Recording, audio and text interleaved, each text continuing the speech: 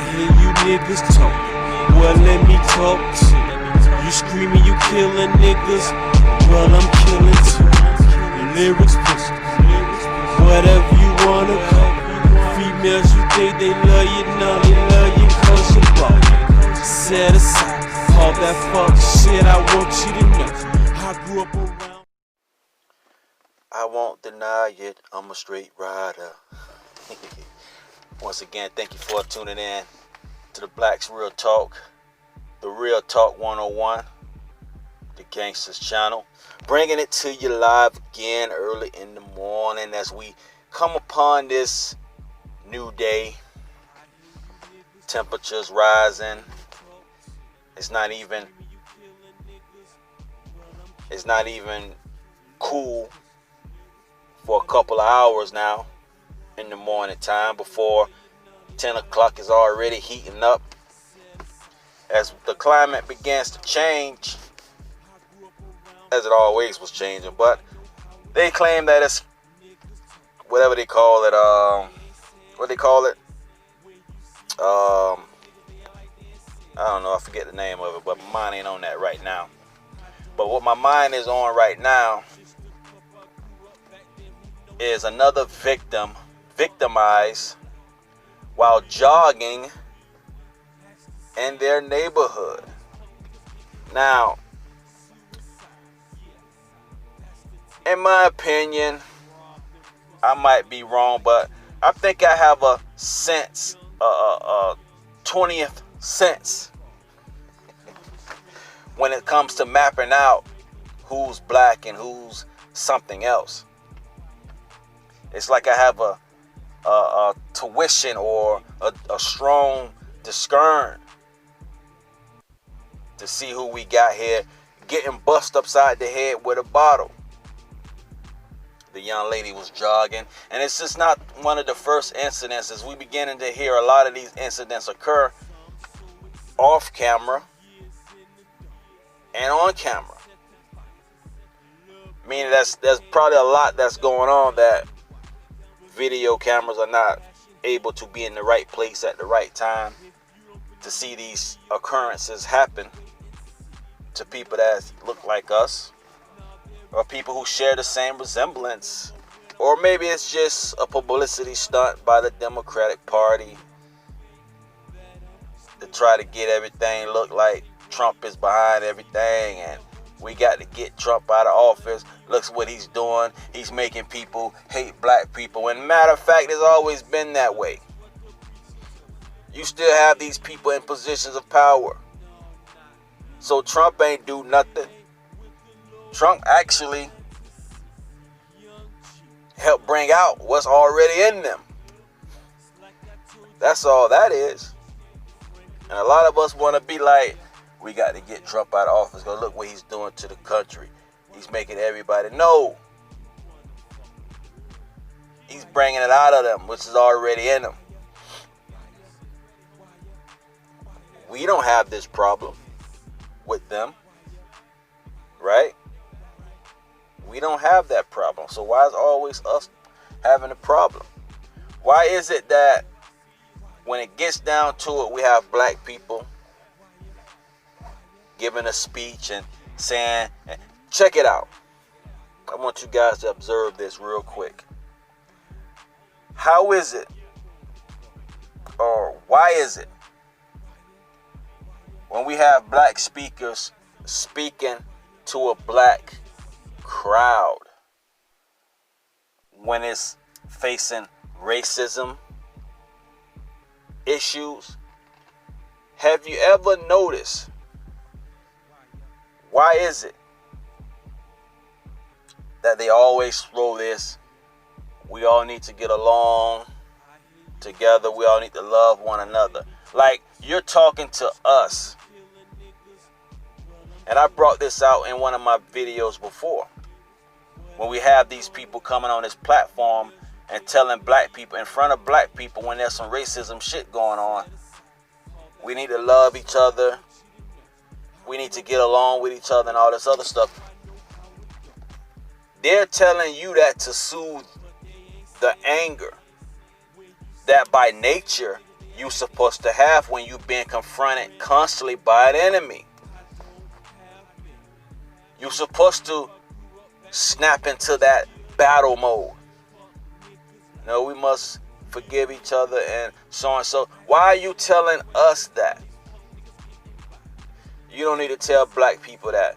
You need to tell them other folks that, because at the end of the day, like I always told you, and I always said this prior to this same statement that I'm using now, we don't have the problem. They have a problem. So you need to be addressing that to them. You need to get in front of a white audience of not just white, but just of all races, right? And you say that to them. Don't just bring a whole congregation of black people and tell us that. We don't have the problem. The lady who got bust upside the head with a bottle, she don't have the problem. The lady who threw the bottle, they have the problem.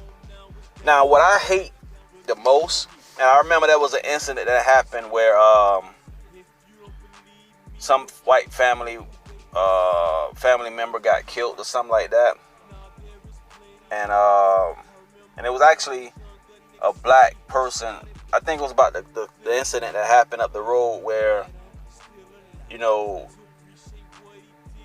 the brother and his white girlfriend was out and about, and these people trying to run him off the road or whatever, and one of the girls got killed because the guy was shooting or something like that. And he said he forgive and everything, but justice must be served. That's what we need to start unbuckling. I just use that word anyway because I ain't know what to put. But anyway, we need to unbuckle, because we keep it inside us that we don't want to do that. But you have to let it go now.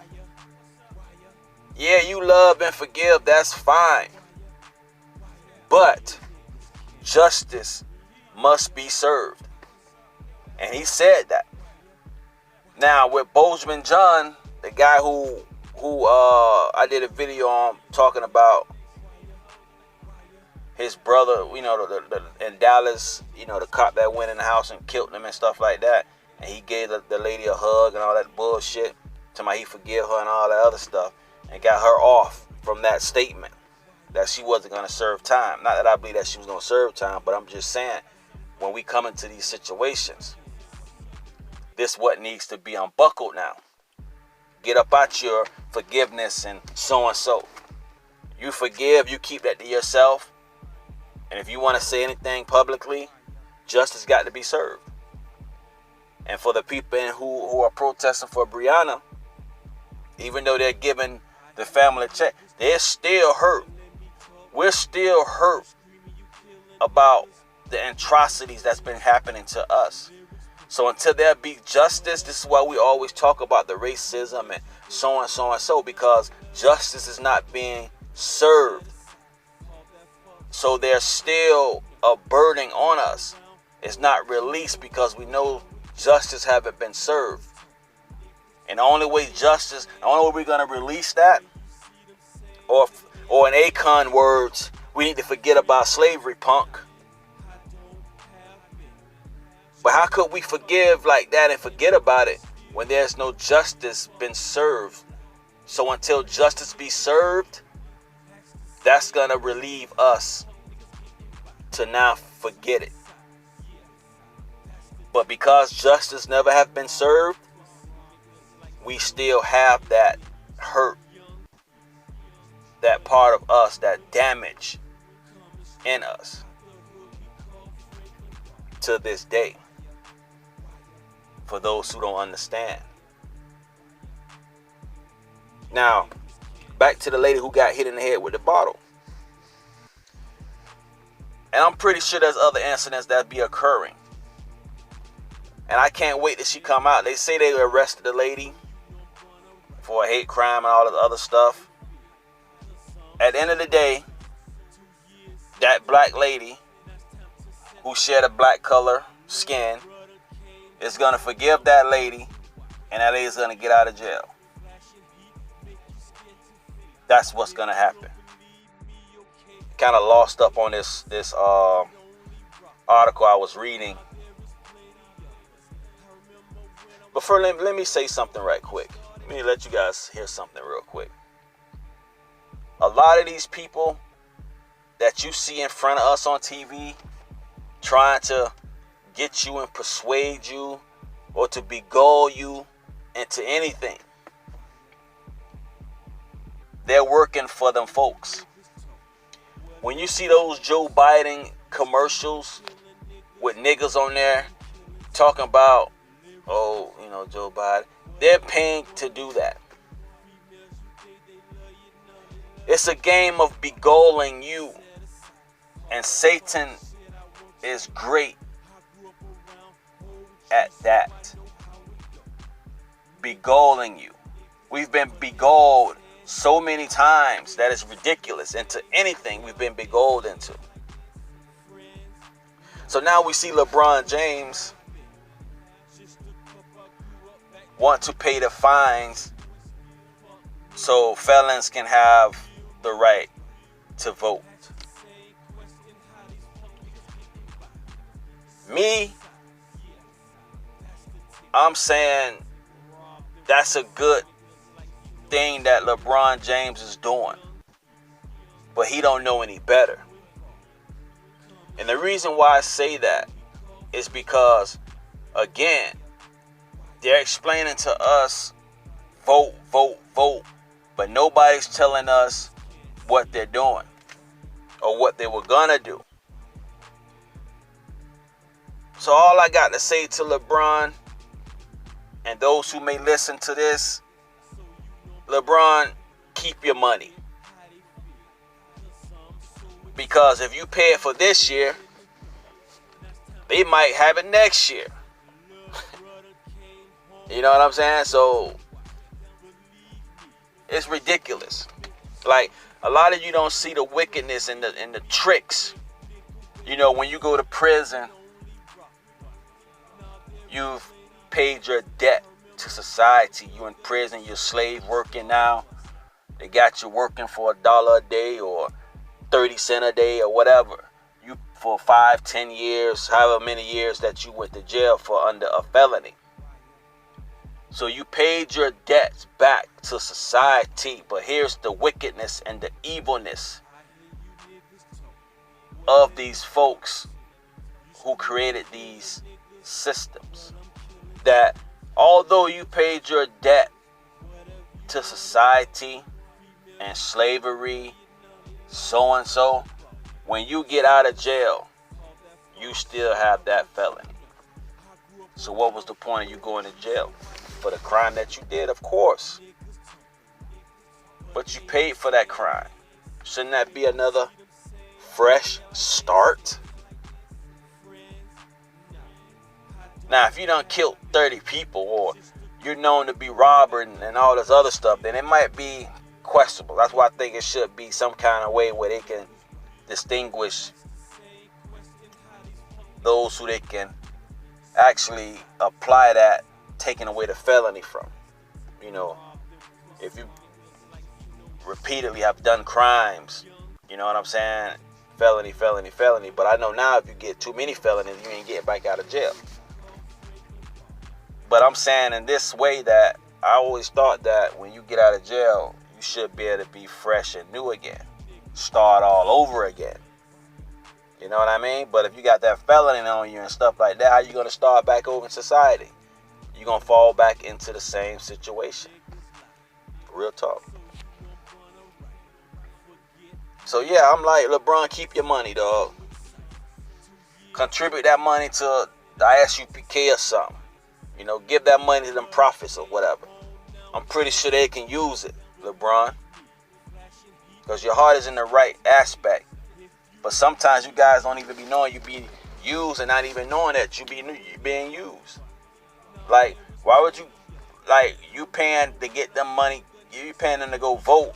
Basically, you're going to help them get the Democratic Party to vote. You see what I'm saying? Like, that's what you're doing. Meanwhile, they're not telling us what they're trying to do for black people or what they're going to change, any laws or so and so for black people. You see what I'm saying? So you're giving them money to go and vote racist people over us. And that's how I look at it. And I see it in that aspect. So we got to look at and see who's working for who, who's on whose payroll, and everything that they're doing that look like it's for black people. You got to really observe and see. And like I just pointed that out, you're gonna pay the fines of felons so they can vote, so those votes can go to Joe Biden. I'm just saying in that aspect, because I know you ain't trying to vote for Trump or nothing like that. And that's what I'm understanding. That's what I'm looking at. So it's something weird with that, in my point of view. Now, I want to talk about the situation with Kanye West, the craziest man on the planet. But he's not too crazy, because from his mistake dealing with these record labels, which I think should be passed, or even he can start a podcast or whatever to try to get that out, because a lot of these artists know, they need to know this. And I'm going to give Kanye a big shout out to what he's done in that aspect, to do such thing. That's good. But it took this long, and I think Kanye is probably upset because he can't get what he want to get. So because he can't get what he want to get, he's okay, I'm going to tell everybody about this. And that could be the case too. Like, why you probably already knew that, but you wanted to keep it for your wild card, maybe, perhaps. So now all of a sudden you can't get your way. Now you want to expose the other thing. But we still thank you for exposing this for these artists that's getting jammed in these contracts. And for what I heard, that a lot of white people was responding and calling him crazy. Like, and I always wondered about that. We are the engine of their success and their wealth. They're getting all that money from our talent, and they're distinguishing out among their own race. Real talk. 101, the Gangsters Channel, telling you exactly what it is. We are the engine of their wealth. Because if they're making all this money throughout our music and has empowered their people from our talent. So now when Kanye brings this out, all of a sudden he's getting the heat because they don't want people to know this is what's going on. Look at that. Observe that. We are the engine of their wealth. They're taking our money and giving it to their own people, their own race. And you wonder why they're in a position that they're in, living condition wise. Because the money that they stolen from us, they spread it among their communities. Whether it's football, basketball, whatever it is. You got a contract you signed for $1 million. Believe me, they're going to make $4 million off of you. You understand that? So you accumulate those numbers. How many people come to see you, the star, perform? Whether it's athletics or whether it's entertaining, they come to see you year. So you add that money up that they coming in revenue on. So they'll make that money up. Probably triple that. So Kanye West put a lot of stuff out that a lot of niggas ain't too much familiar with these contracts, because to show you how meticulous these people are, they will get you. Some kind of way in those contracts, they will get you. So now you sign a deal, you blow money up. And now, to keep you in debt,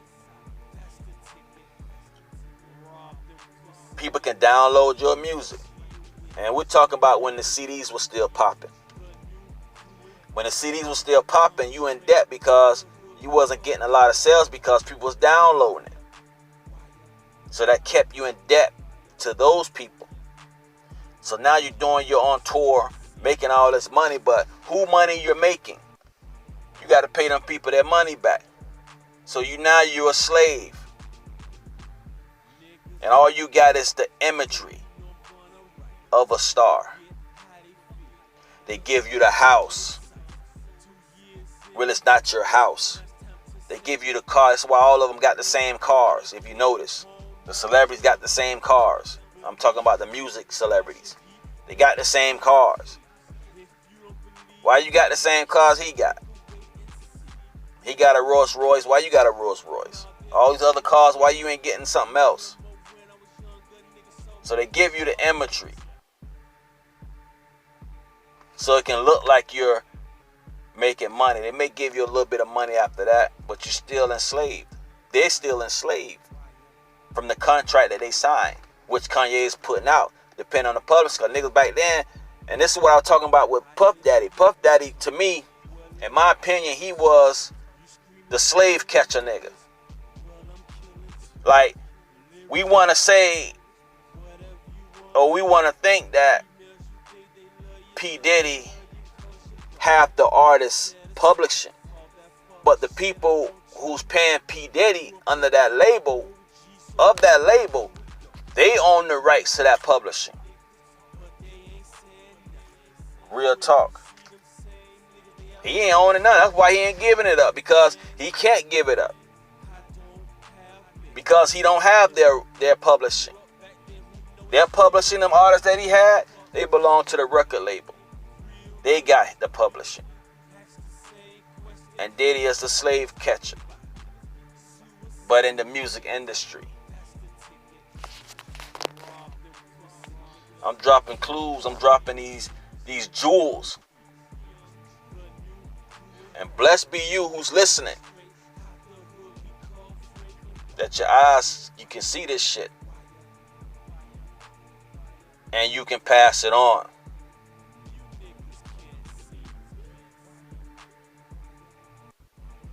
Yeah.